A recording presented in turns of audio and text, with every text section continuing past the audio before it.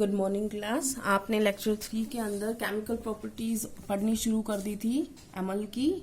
जो हमने मेटल की रिएक्शन पढ़ी थी एसिड के साथ, तो आपने देखा था कि जब किसी भी धातु को अमल के साथ अभिक्रिया करवाई जाती है तो वहां पर हाइड्रोजन गैस निकलती है। इसका मतलब whenever any metal reacts with any acid then hydrogen gas is formed और हाइड्रोजन गैस इज इवोल्व्ड। तो आज हम दूसरी प्रॉपर्टी पढ़ेंगे, उसके रासायनिक गुण पढ़ेंगे अमल और क्षारकों के। तो उसमें हम पढ़ रहे हैं क्या, क्षारक की अगर अभिक्रिया मेटल के साथ करवाई जाए, अभी तो हमने अमल की पढ़ी थी कल, तो हमने अगर क्षारक की धातु के साथ क्रिया करवाई तो क्या होगा। तो हमने वही होगा जैसे कल रखा था, बस यहाँ पे हमने अमल की जगह पे क्षारक लिखा है, बाकी सब कुछ सेम है। अगर आपने ध्यान किया हो, अमल था यहाँ पे कल, जब हमने धातु से रिएक्शन करवाई थी तो लवण बना था और हाइड्रोजन गैस बनी थी। सेम आज वही होगा। क्षारक लिया है हमने सोडियम हाइड्रोक्साइड, NaOH जो है वो एक क्षारक है। और हमने एक धातु ली जिंक, कल भी हमने जिंक की ली थी, तो हमने सेम रखा है ताकि आपको पता रहे कि सेम धातु के साथ भी सेम रिएक्शन हो रही है। तो ये क्षारक की रिएक्शन करवाई जिंक के साथ, तो अब ये बना जो है ये सोडियम जिंकेट जो Na2ZnO2 जिसका फॉर्मूला है ये बना, प्लस में हाइड्रोजन गैस बाहर निकाल दी। तो इसका मतलब आपसे सिंपल एक कोई क्वेश्चन पूछता है, अमल के साथ क्रिया होती है धातु की तो भी हाइड्रोजन गैस निकलती है, क्षारक के साथ जब धातु क्रिया करती है तो भी हाइड्रोजन गैस निकलती है। इसका मतलब अमल हो चाहे क्षारक हो, जब भी मेटल या धातु से क्रिया होगी हमेशा हाइड्रोजन गैस ही निकलेगी। इतना समझ में आ गया। अब आते हैं हम दूसरी रिएक्शन पे। जब धातु कार्बोनेट दे रखा हो या बाई कार्बोनेट दे रखा हो तो अमल से अभिक्रिया करने पर क्या होगा। देखो आपके पास अमल लिया हमने HCl, ठीक है, हमने मेटल का कार्बोनेट, धातु का कार्बोनेट, तो हमने यहाँ पे लिया सोडियम कार्बोनेट Na2CO3, ठीक है, ये हमने लिया, हमने अमल लिया। हुआ क्या, ये देखो देखो Na और Cl मिल गया, क्या बन गया NaCl। H और O मिल गए, क्या बन गया H2O। और यहाँ पर एक गैस बनी जिसको बोल रहे हैं हम CO2।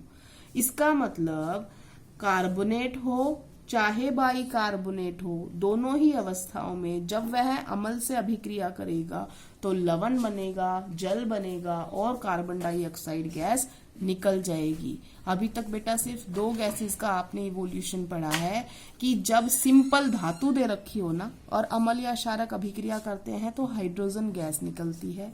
लेकिन धातु का यौगिक दिया हमने कार्बोनेट या बाई कार्बोनेट, कार्बोनेट का फॉर्मूला होता है CO3, बाई कार्बोनेट का HCO3। तो अगर कोई भी धातु, हमने यहाँ पे सोडियम ली है तो आप कोई भी धातु ले सकते हैं, तो अगर कोई कार्बोनेट हो या बाई कार्बोनेट हो, उनकी अमल से अभिक्रिया करने पर हमेशा लवण बनता है, जल बनता है और कार्बन डाइऑक्साइड गैस बनती है। आपको कुछ और याद हो ना हो, बस आपने इतना ध्यान रखना है, कार्बोनेट हो या बाई कार्बोनेट हो, अमल की अभिक्रिया करने पर CO2 गैस निकलती है।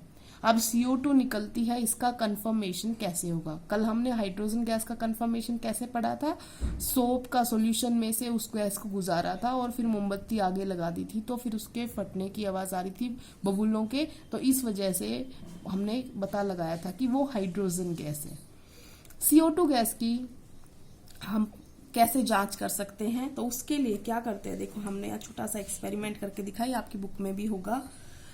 देखो Na2CO3 ये था, उसके अंदर हमने डाइल्यूट HCl डाल दिया, हमने इसके अंदर तनु हाइड्रोक्लोरिक अमल डाल दिया, सोडियम बाइकार्बोनेट सोडियम कार्बोनेट और HCl तनु हाइड्रोक्लोरिक अमल डाल दिया। अब दोनों के मिलने से बनना क्या था, ये सब बनना था।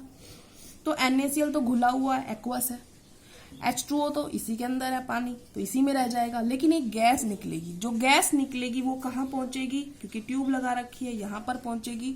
और इस गैस को हमने इसके अंदर डिप कर रखा है, ये जो ट्यूब है इसको डिप कर रखा है इसके अंदर, तो इसका मतलब जो गैस है इस सॉल्यूशन के अंदर आएगी। ये क्या है, चूने का पानी है। कैसे बनाया था, याद है ना आपने, सफेदी चूना, उसमें पानी डालते हैं तो क्या बन जाता है, CaOH की ट्वाइस, मतलब बुझा हुआ चूना, बिना बुझा हुआ है, इसमें पानी डाला ही क्या बन गया, बुझा हुआ चूना।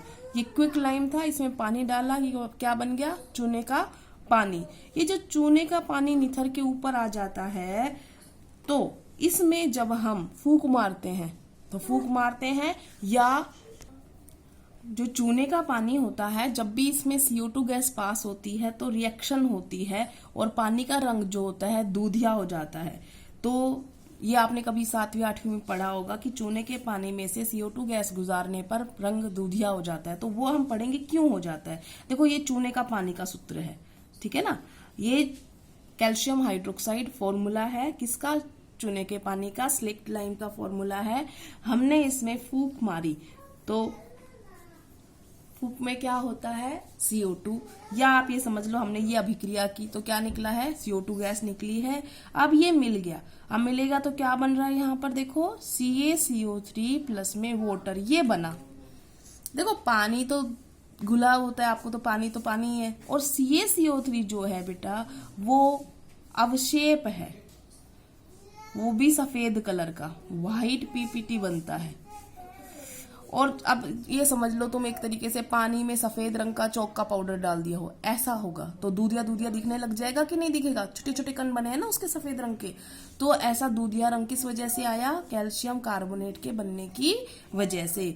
तो ये बना और बनते ही दूधिया रंग आया, और दूधिया रंग ये बताता है कि इसके अंदर CO2 गैस थी। तो CO2 गैस यहां से आई, कंफर्मेशन हो गया। तो आपके 2 क्वेश्चन आज पक्का हो गए कि जब क्षारक का अमल के साथ धातु की रिएक्शन हुई तो भी हाइड्रोजन गैस, क्षारक की रिएक्शन हुई धातु के साथ तो भी हाइड्रोजन गैस। अगर कोई सोडियम कार्बोनेट या कोई भी धातु कार्बोनेट दे या कोई धातु का बाई कार्बोनेट दे, उनकी रिएक्शन किसी अम्ल के साथ करवाई तो हमेशा CO2 गैस उत्पन्न होती है। आज आपने बहुत बड़ी चीज पढ़ ली है, इसको हमेशा ध्यान रखना कि कब हाइड्रोजन गैस निकलती है और कब CO2 गैस निकलती है। Thank you class.